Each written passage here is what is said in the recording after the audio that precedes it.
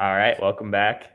Episode 37 of the Young Old Heads podcast. Can't believe we made it this far. I'm one of your hosts, Tommy, aka TV Sports Cards, and I'm here with my good friend and co host, Max, aka Cards Max, aka Cards Max Peacock Edition. Max, how you doing? I'm doing great.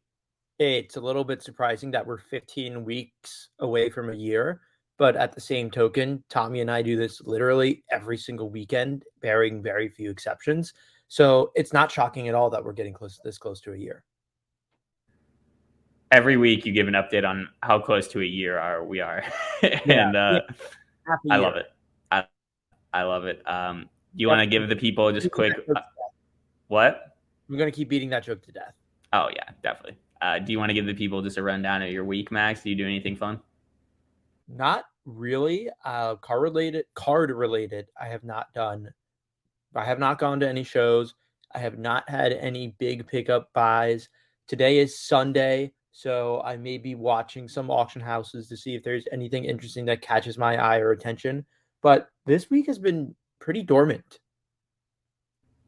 Yeah, I my really only big card activity was opening up my Sapphire update box that I talked about last week. That was a big L for me, but I have no regrets about opening it just because it was fun. But the base cards were super bowed, quote unquote bowed, which I feel like I've been seeing that a lot around social media that people are upset with how bent all the Chrome cards are. Max, have Like you what? seen like you know how like people call Chrome cards bowed when they're like kind of curved? I don't want to play semantics, but I know warped, right? Like it's curved. Yeah, Is I that think like warped and bowed, same thing. yeah, okay. I want to make sure there are synonyms. I've heard about that. Um, my understanding, especially with warp cards, it's not surface damage. PSA isn't going to grade it any more different. It doesn't have any legitimate creasing, and when you put it in a penny sleeve and top loader, the top loader fixes it. So it's a little bit annoying from a quality control standpoint, and usually they don't come out of the pack warped. If anything, maybe that has to do with the dimensions of the pack and that it's like it's not constrained in the pack, that like it's able to warp in the pack rather than you open a pack of 2019 Topps Chrome, they come out straight and normal. But then if you leave them on your desk on penny sleeve like I do with some of my base sometimes, then it starts to curve over time. That's an interesting, like, yeah, because they came out of my packs for Sapphire update pretty bowed or warped, as we'll say. No, I like the bow. This is like a East Coast, West Coast type of thing. It's like, which region are you from? Yeah. Which word do you use? Yeah. You say hella? I do say hella. Hella's the Bay, though. I know. I'm pro hella though. Hella is literally Oakland, straight up. So I Yeah. obviously say I hella. I know probably SoCal is anti hella. I am pro hella. when I go home for like Christmas and stuff, and I'm with all my home friends, I just slip back into the lingo so hard. But when I'm out here in Chicago, I kind of it's suppressed a little bit. But Mhm. I don't really mind the bowed cards for the same reason you were talking about. Like they're fine once you put top loaders on them, but it seems like something that a lot of people do think is bad. And I know that PSA doesn't grade them differently, but the whole concept of like, well, PSA doesn't grade it differently, but collectors don't like it. I think could be an interesting thing to think long term. I know, like with like the late '90s Topps Chrome, there's like the hulking out green thing. You know what I'm talking about? Yeah. Where like the coloring goes green on some of those Topps Chrome cards. So I wonder if in the future, like some like a certain set of Topps Chrome long term will be like super bowed, and like that's just like the norm. And if I that think how that impacts stuff. the biggest distinction is that greening is irreversible, and that just occurs on 90s Chrome cards due to the exposure to light, which I guess is fundamentally a quality control issue. But you put your bowed card or you put your warped card, sleeved, top loaded, give it a few days. To my understanding, it's going to look straight and normal. Like it is just Yes and like no. I Yes think and it's no. a density thing. Like it's not any damage to the card. It's just that like maybe the ends of the card are heavier, and then you have their center of gravity, so they bow downwards because it's a chrome heavier stock. I don't know. I'm not like a wacky scientist or anything, but my wacky scientist intuition makes me think that. SMH, you are a wacky scientist, Max. But I think it's just something that I don't know. Maybe in 20 years we'll listen back on this episode and be like, yeah, that's actually became a huge problem for the hobby and people don't like it. But I think for we won't now, see the ramifications of 20 years from now until 20 years from now. Like we see the bad stuff of 90s Topps Pro basketball and hulking of Kobe Bryant Chrome rookie cards, but that's also with the framework of we're 30 years out. How bad will these 2023 and 2022 and 2021 Chrome cards be 10, 15 years from now? That's just something that we'll have to wait and see as we're churning more podcast episodes. We can reference this episode in the meantime, episode 37. Everyone will remember episode 37. I think that another like version of this that I've heard people talk about is like sticker autos. Like, will sticker autos be worse long term? Like, will they wear off, or like will they like the sticker, adhesive wear down to the point where in like 50 years all sticker autos are like fucked up a little bit? I don't know, but that's just something that like 75-year-old Tommy and Max will talk about. So I'll let them talk about it in the future. Can we talk about the difference between the old sticker that Top used to use and the newer ones for Top certified autos? Oh yeah, I love that topic. Because the old sticker autos, I had a Jed Lowry 2005 Bowman Sterling first year sticker auto, and the material that they use, it makes the card look lavish.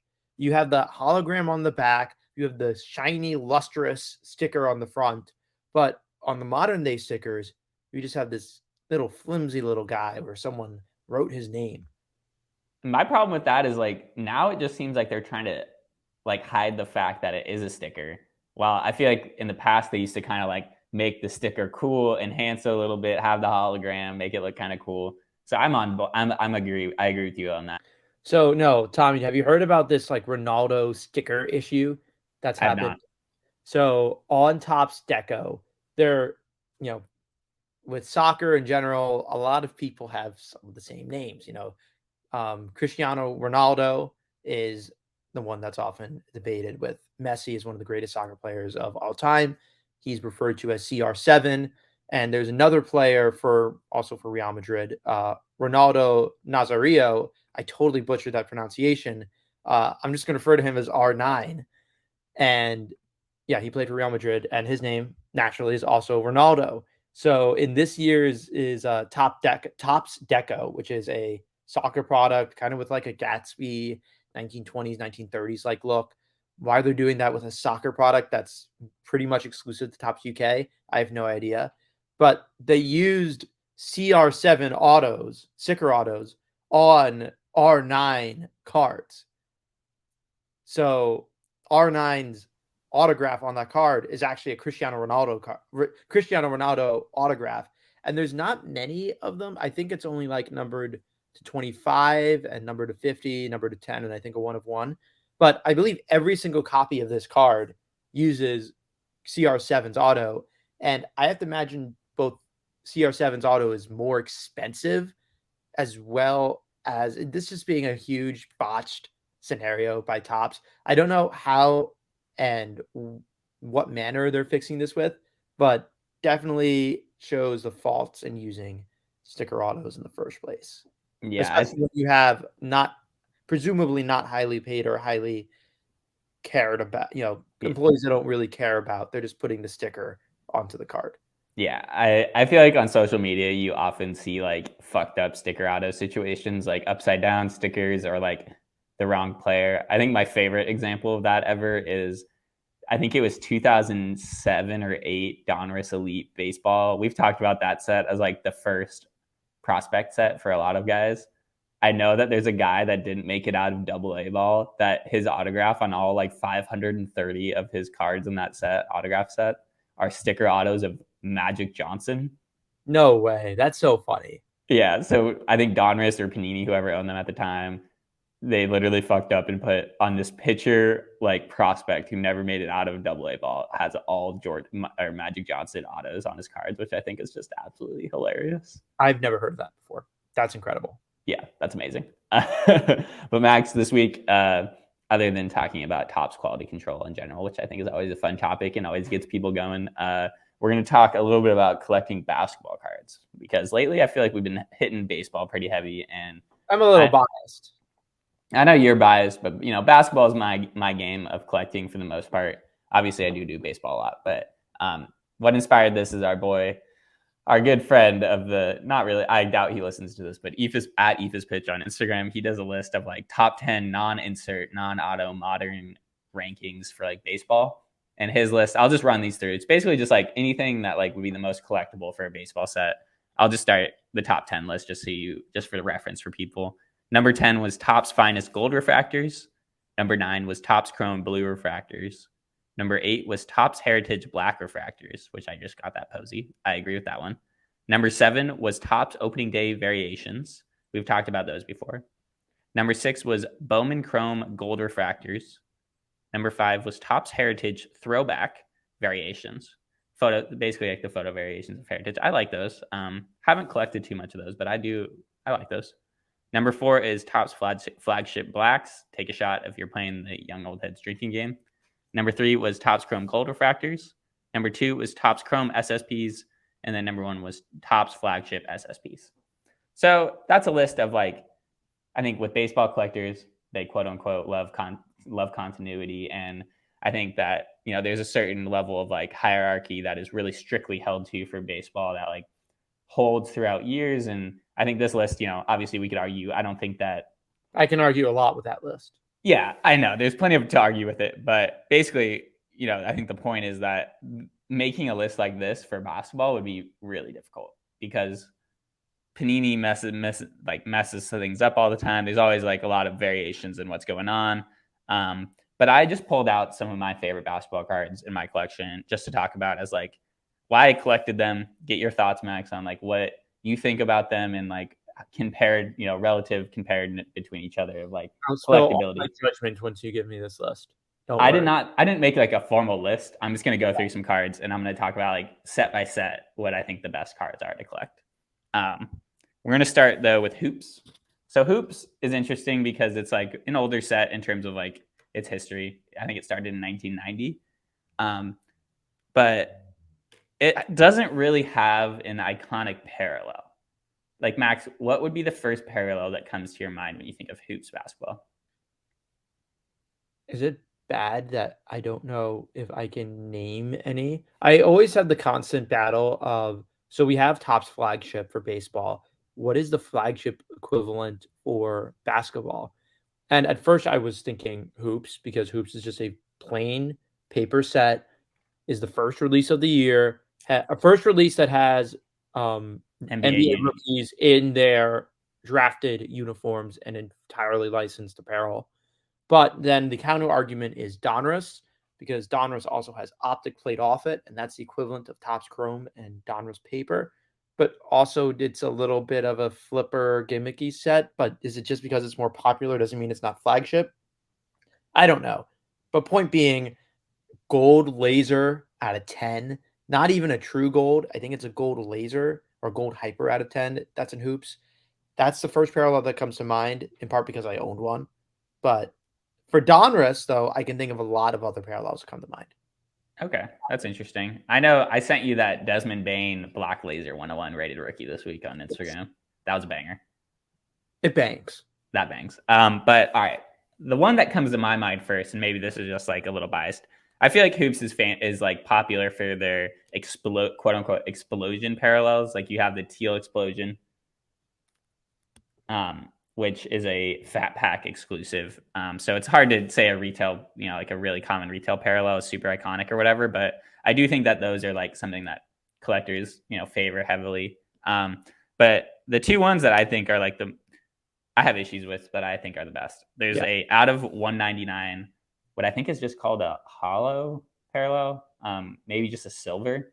It's basically just like a rainbow foil from Topps, but a little nicer. And it's numbered out of 199 on the front, which I kind of like too. I think they're complete set.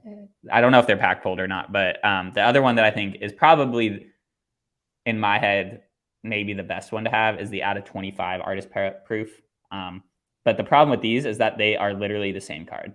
Like they look like their finish is the same. It just says artist proof on the out of 25, and out of the 199, it doesn't say anything. So, what are your thoughts? I think one of the biggest problems for basketball collectors, and then therefore looking at the staying value of these parallels, is that the design and the collectability of non-rookie cards is so slim to non-existent on Donruss and Hoops. It exists for Prism, it exists for Select, it exists even for Optic and the flippable brands.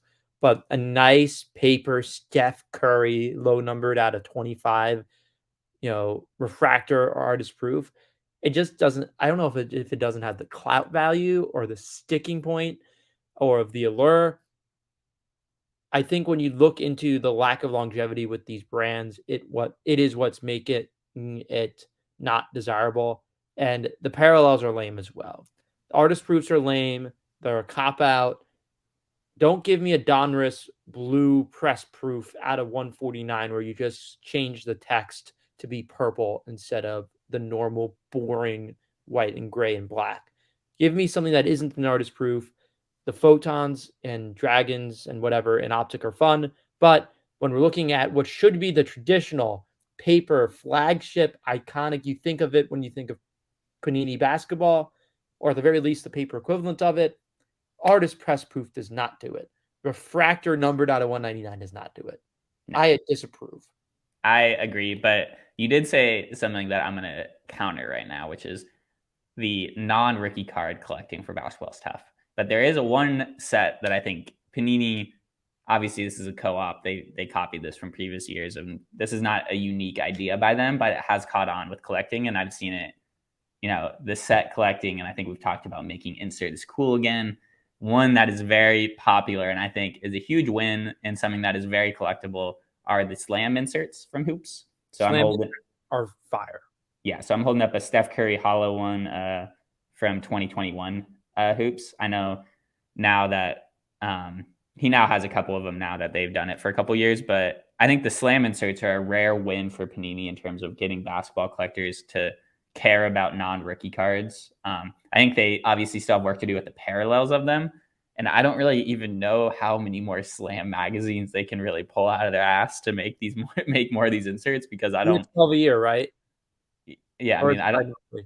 But like, magazines are dying. But I think it's fun. I like magazine cover inserts, and I think that this is a good mixture of basketball culture. I think magazines were a big part of the basketball culture in the 2000s. Like the sneaker magazines and the Slam. Like my dad would get me Slam. I'd throw up the posters in my room. Like that was fun. So I like that they make those cards. I think those are a rare win. Max, have you ever owned any Slam inserts? Any cool ones? I haven't, but they're cool. They bring a smile to my face on the rare times that I rip basketball. I respect that. There's a really nice Carmelo one. I feel like you should go after at some point. The Knicks Carmelo one. You know what I'm talking about? Yeah, I do. That's a cool one. All right, but we're going to continue on.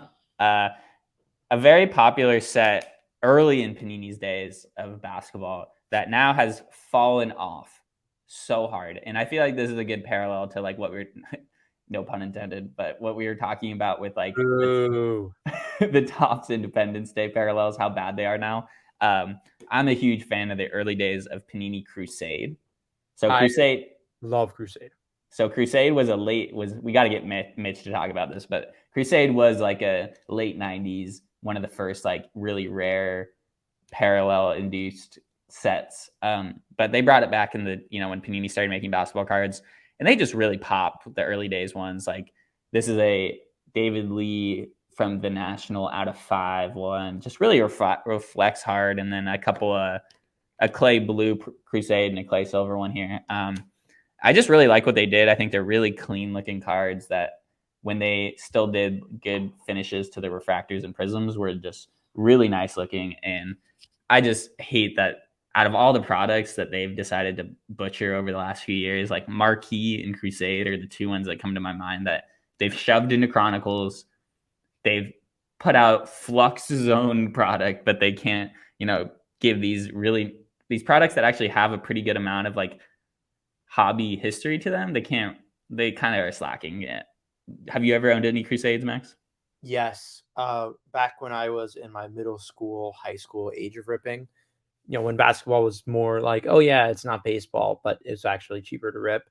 I think the blue yellow Crusades from 2014 or so look so great. Another insert that I really like from that era is Donruss Elite. I don't know if you know specifically what I'm referring to, but it has such a clean, gray and red look and finish to it. It's like a foil card. And I don't even think they were particularly rare, but you could just tell that there was a lot of focus on the player that the design was very much portraying in a very cool collectible light. Yeah, for sure. I know about your Elite series. One Donruss insert that I think they still do. If they do, it's not quite to the same level that they used to. Is Elite Dominators. So Elite Dominators was, I think, the first serial numbered insert ever in like the early '90s in Donruss. This is a Klay Thompson one from 2014. I know that the old heads will respect Elite Dominators as like a really collectible baseball set, but I think when they made these for basketball, they're actually pretty cool. And they're all serial numbered out of $9.99. This Klay one was actually pretty hard to find. Out of like all his like early mid career stuff that I collect, this was one that like always gets bought. Like they don't sit on eBay. I think these are something that long term are good ones to have as a basketball collector. These Elite Dominators. I know the old heads will respect that one. But do you want to know my favorite Prism parallels, Max? We've talked about Prism. Yeah, I just want to chime in quickly and say Diamond Kings is so cool. It was great in the 90s. It's great when Panini Baseball does it. I don't love Court Kings, but it is a great looking insert. Court Kings, I have one up here. I like the early ones of Court Kings. I think they first did it in 2016. But now they have their own product. Yeah, I like when it was an insert in optic more than as its own. That Klay looks phenomenal. Yeah, this is an orange out of 199 from, 2016 optic. I think we've talked about it as kind of an iconic set. The cards are just clean. I always am trying to pick up parallels. Quasi color match. Quasi color match. It's tough with me looking at it on the screen. Yeah, with the Warriors, it's nice because I can claim any shade of blue, any shade of yellow, orange, basically gold is all color match in my book. But for Prism, I have 3 parallels here, Max. And I know you're going to say gold is the color of the hobby, but this is a normal person's collecting podcast. Gold Prisms are not really super attainable for everybody. I got. But they are. All right, do a bit about that for a sec then, because prove me wrong. You have to deviate a little bit from, obviously, like prisms, nebulas, and golds are just like super high. But I think even golds from like the lesser brands still like aren't that coveted and are definitely relatively budget friendly. Maybe in this example, I just think this player is extremely underrated. But I was watching a James Harden Select Gold from 2013. So I believe that would be second year Select. James Harden is a phenomenal basketball player and iconic for the 2010s. He's lost a few steps now, but he's still absolutely killing it. He needs a ring. And I was looking at a PSA 9. It was at $100. I'm like, wow, that's cheap. And I saw a completed 10, PSA 10 of the gold did like $250. And I'm like, wow, for like a superstar player of a top 5 basketball base card brand, not counting National Treasures, this card is like relative. It's not like Steph Curry prices. It's not LeBron prices. It's not Prism, granted, but this is like attainable. And I think even like the black velocities and the golds of lower tier player, maybe not an optic, but in, hoops, Donruss, the paper brands, gold still symbolizes so much. And if you can skew off the coolness and the conformity, you will win cash and mental collecting winnings. Yeah. If you want to build a sick collection, picking like a not number 1 basketball player type level and just collecting his best cards is pretty affordable, honestly. It's even his rarest cards. Like, yeah, cool about a rare card, and then you have a bunch of rare cards all in a collection. It's like, yeah, no one else can topple what you have. No one else can beat you.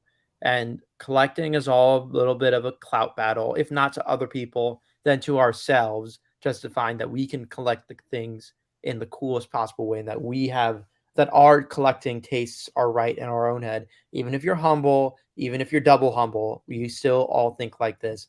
And it's cool to focus and operate on stuff that's rare, in my opinion, because there's not as much competition and people will respect, and even you will respect your own collecting by cherishing the rare low numbered bits. For sure. Well, I have 3 Prism parallels that are my favorite. I know that this will be hot take because everyone has their favorite, whatever. I think the True Blues are my number 1. They've been around since 2013 Prism, so second year Prism onward, they have these true blues. I think they're the nicest, cleanest, like most continuity. I mean, other than silvers. So silvers obviously I think are cool, but I'm not really even including silvers because I think they're overhyped. So if they're overhyped, whatever. Blue is my number one. Number two though is, I don't know exactly what they call this, but cracked ice, blue cracked ice out of 99. This is what I consider to be the creme de la creme of Prism parallels, probably. I know that they have a pretty decent premium for them over other similarly numbered Prism parallels. I just think these look nice. This is a David West one. I think I got this for $2 on ComC. Nice cards to collect. If you have like a guy, that's a good one to get, I think. Max, do you have any thoughts on best Prism parallels in your opinion? Yeah, I was about to come at you with a pitchfork for not putting Blue Ice number one, but then you justified blue with the continuity of it going since 2014 and 2013. 2013. Excuse me. While Blue Ice has been going since about 2017. I know that's the common hype beast collector. Oh, Blue Ices are so cool. I own a Blue Ice RJ Barrett PSA 9 rookie, and I really like it. I think it matches very well with the color. And cracked ices and atomics, I think in general, add the little bit of flair to the card that doesn't make it suck, like waves and shimmers, and some might even say logo fractors. Ices give that jewel, crystalline, sapphire look in the case of if it's a blue card that I think all of us love at the end of the day. I totally agree. My girlfriend was filming me opening up the Chrome Sapphire yesterday, and she was like, "Damn, these cards are like, I get why these cards are the premium product." So I think the blue cracked ices makes a lot of sense. I think this next one that I'm going to bring up, this next parallel slash set, is one that is especially beloved by basketball collectors, and that is Revolution Galactics out of 100. This is a first year 2015 Draymond one I got on ComC, I think for like $20 or something. But these Galactics out of 100 have been around since the first Revolution parallel, first year they made Basketball Revolution, and definitely seem to be something that I see a lot of my like most respected basketball collectors chasing once the products come out. Just looking at this one in hand right now is just, it's pretty clear that this is a pretty nice card. I mean, the light really reflects well. The quality is nice. And as like a quote unquote paper card with foil, Revolution, I think, is really a product that stands out as unique to basketball as like a premium product. I know they make it for football, and obviously they make it for baseball. I know Mitch loves Revolution was like a product in the late 90s that Mitch loves too. But for basketball, I love this parallel. Max, have you done much Revolution collecting or buying and selling? I know of the set. I know of the Chinese New Year parallels and the other Revolutions numbered. I don't fall in love with it. Maybe it's because it's a homage to the era of collecting of before we were born, but not a fan. I don't think it looks cool. Galactic looks cool, like what you said, but I don't think it looks unique enough to differentiate itself from other parallels. That's fair. I think Revolution does get convoluted with the parallels. It's hard to differentiate them, for sure. Here's my next one for you, though. I think the Illusions acetate inserts are very sick. Here's a Steph Curry one from last year or 2 years ago. I feel like acetate is something that is a hot topic in collecting in general. And some people just totally ignore it. Some people are obsessed with it and love everything acetate. I'm kind of in between. I don't really chase anything acetate, but if I hit one in a break or something, I'm always going to keep it. Max, what are your thoughts on acetate cards? Pro acetate cards. What do you think of glass cards? Gimmicky, honestly. I've never owned any glass cards, I don't think. But I think they're gimmicky, man. I don't know. What are your thoughts? I've never owned one. That it at least breaks the mold. I feel like acetate is a common material used to differentiate itself from cardboard. And I like when they're rare, like in tops, and they're out of tens, and they're the ultimate differentiator from paper in that it's not a superfractor, but it's not even paper. That's cool. But when they're a common insert set or a relatively common insert set, I dig them. I don't dig them that much. I'm not going to dig to the centers of the earth core. I don't dig them that much, but I dig them a little bit. I'm going to make a nice little hole in the ground signifying my interest in acetate cards, but not to the Earth's core. That's fair. Are you? Yeah, I think the problem with them is that they don't really have like a quote unquote flagship. I mean, I feel like that's the theme of the episode is just the continuity problems, but there's just like they make a bunch of them and then they kind of just throw around the term acetate. I know with like a Hollow Heroes, people have the same issue. Um, there's just too many of them, and there's not like one to have. Like, here's another card though, Max, that I want to talk about that I think basketball is especially good about. We've talked about this for baseball before with like multiple player cards where there's like two guys on it. This is I was hating on Flux, but this is a Flux Deja Vu Silver with Trae Young and Steph on it. I really do enjoy the two player cards in basketball more so than I do in other sports. I don't know why, but I think Panini emphasizes them a little bit, but they also always choose like very well thought out connections. Like Trae Young was getting a lot of hype as like the next Steph. Obviously, I think that's ridiculous, but this is like a card like I don't really want to own any Trae Young cards, but then if Steph's on it, I'm a little more inclined to pick it up and like just have it for my collection, just even as like a reminder that at some point someone thought Trae Young could be Steph Curry, just as a funny memory. Um, I have think you dual ever? card, especially if you get both IP signed. I know that's common for some of the heritage cards.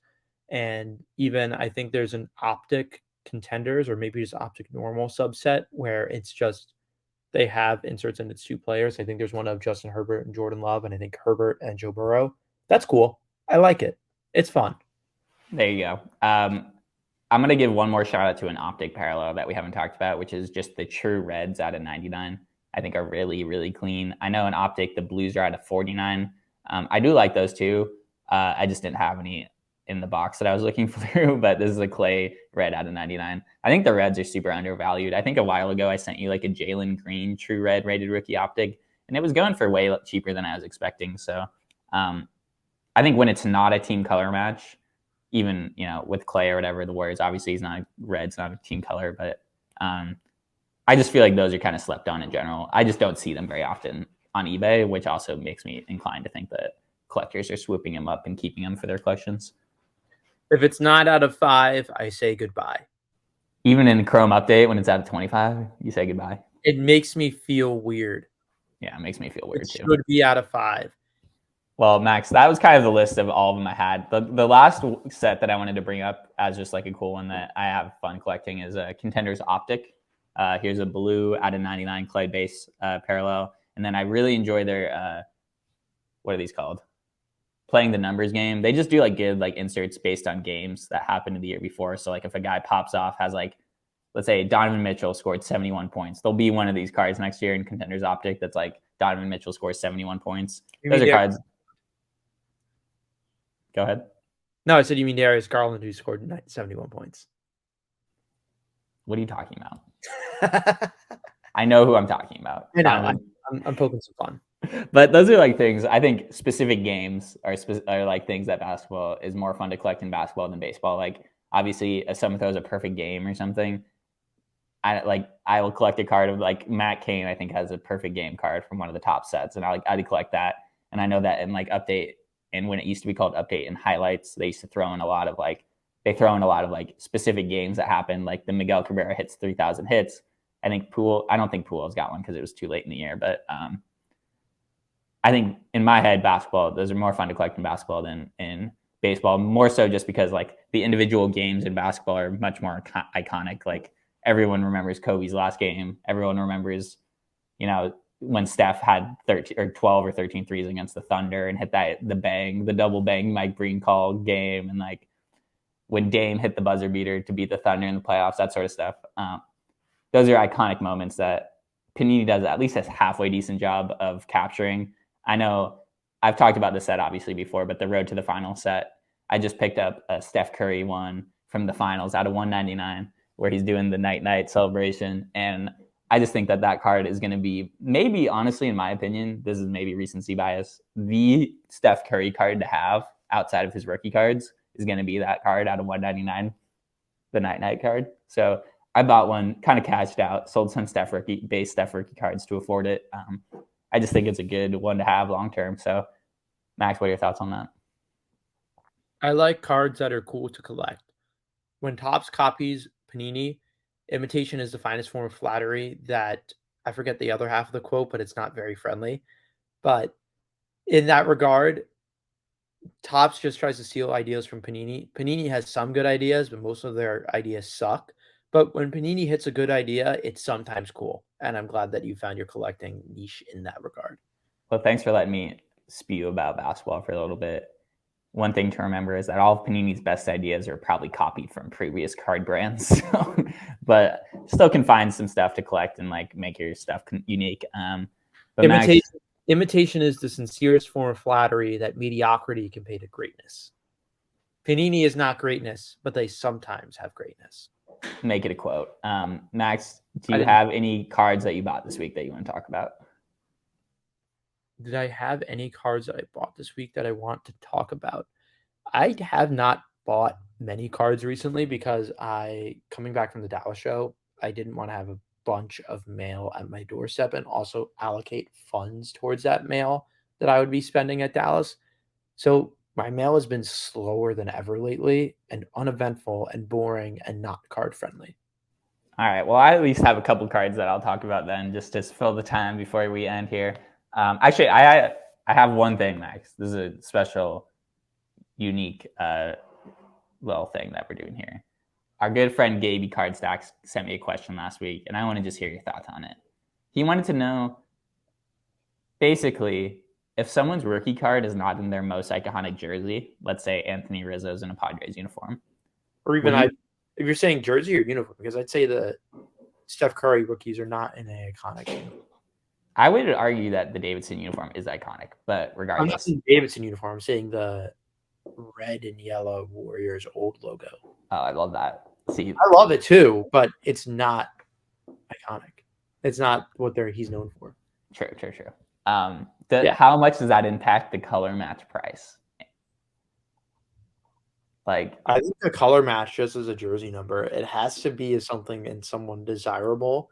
So if you're looking at aspects that would diminish desirability, then the premium is necessarily going down.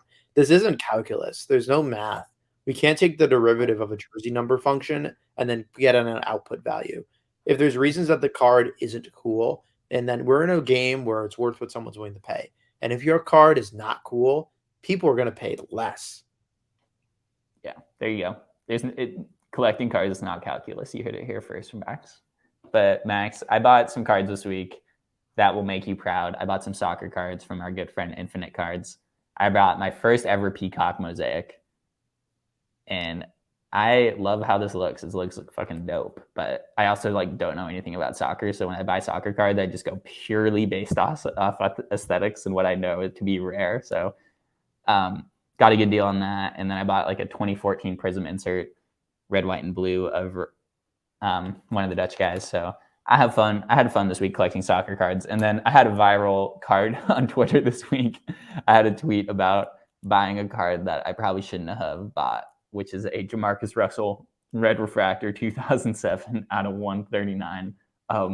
Jamarcus Russell, special place in my heart because I was a huge Raiders fan when they drafted him, and I had massive expectations. And as someone who doesn't pick up too many football cards, I saw this on eBay and I was like, you know what? I'll spend $10 on this, just for the nostalgia and the fact that this card would have been, it's still encased in the Topps thing that it came in out of the hobby box. So whoever pulled this at the time was probably a huge hit. And I just thought it was kind of a funny piece of football history and just with a funny anecdote for myself. So you love history. I do love history. Jamarcus Russell loves lean and marijuana. So that's probably the last card that I'll talk about today. I talked about a lot of shit today, Max. This was a big Tommy collecting episode. So do you have any parting thoughts for the people before we sign off here? I found the Ian Anderson black white mini diamond that was lost in my collection for a while, but now can be added to the black white mini diamond binder. So we are slowly chipping away at the conclusion of that set. Can you finish that set this year? Can I help you? Can we just make it happen? Can we get the army behind you? Maybe. Probably not. All right. Well, Max, this was fun. Thanks for listening to me spew this week. And I know that next week we'll be back with more shenanigans, more random collecting thoughts. And make sure to follow us on Twitter. and Instagram to make sure you're staying in the know of what we're going to talk about and what is on our minds. So we'll see you guys next week. Peace. Max, you're not going to say peace out? Peace.